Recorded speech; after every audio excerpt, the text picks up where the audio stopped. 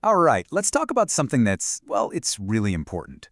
We're going to dive into some of those tough, really personal questions that come up where faith and mental health meet. The stuff a lot of us are actually wrestling with. So let's just jump right in.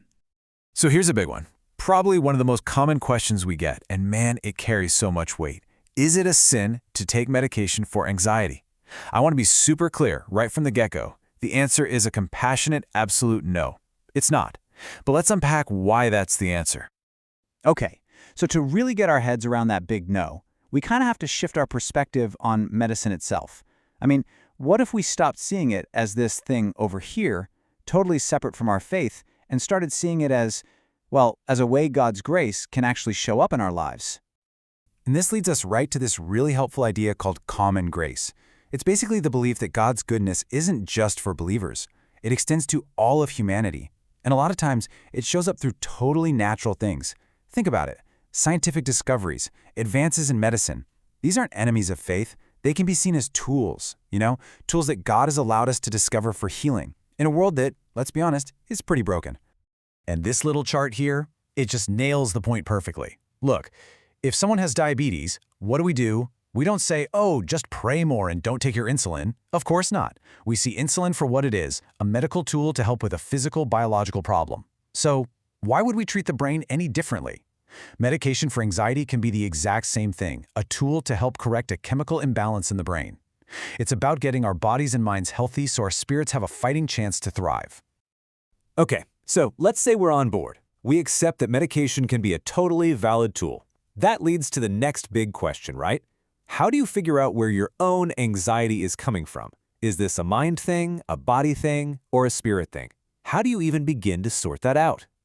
Well, here's a really practical way to approach it. The most important thing here is to not automatically jump to spiritual conclusions about something that might just be biological. So, step one, start with the natural stuff. Seriously, how's your sleep, your diet, are you moving your body? Maybe even look into therapy, something like CBT, which has an amazing track record. Tackle those physical, practical things first. Then, step two, see what happens. If you've given that a real, honest shot and the anxiety is still there, that's when you move to step three and really start to intentionally address the spiritual side with prayer and getting some wise spiritual counsel.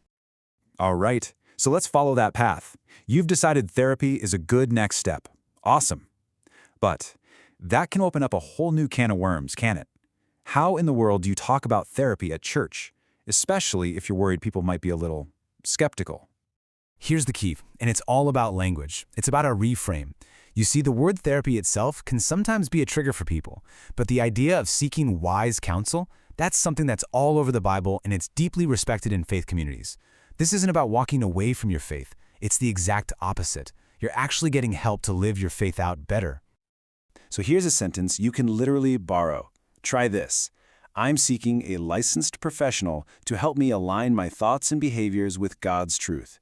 It's so good because it completely sidesteps the stigma and gets right to the heart of what you're doing. It tells them, hey, I'm not replacing my faith with therapy. I'm using therapy to apply my faith to my real life. It's all about application. Okay, let's zoom out a little bit. We've talked about specific things like medication and therapy. But what about that giant invisible pressure that's making so many of us anxious?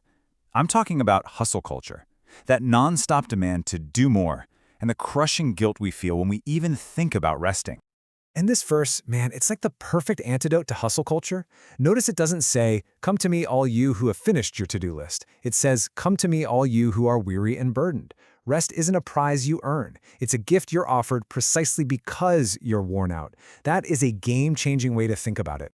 And I love how this chart lays it all out. On one side, you've got the hustle identity. Your worth is based entirely on what you produce. So of course you feel guilty when you rest. You feel lazy, unproductive. But then look at the other side, a Sabbath identity. That's rooted in trust. It's the belief that God's got this, even when you're not grinding. And when you believe that, rest stops being laziness and it becomes an act of worship. It's a way of saying, I trust you.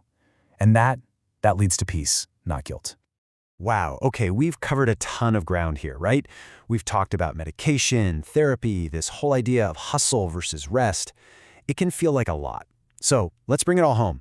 What's the one simple, practical thing you can do, like today, to start this journey of renewing your mind? Well, it's actually way simpler than you might think. The number is 3. That's it, just 3.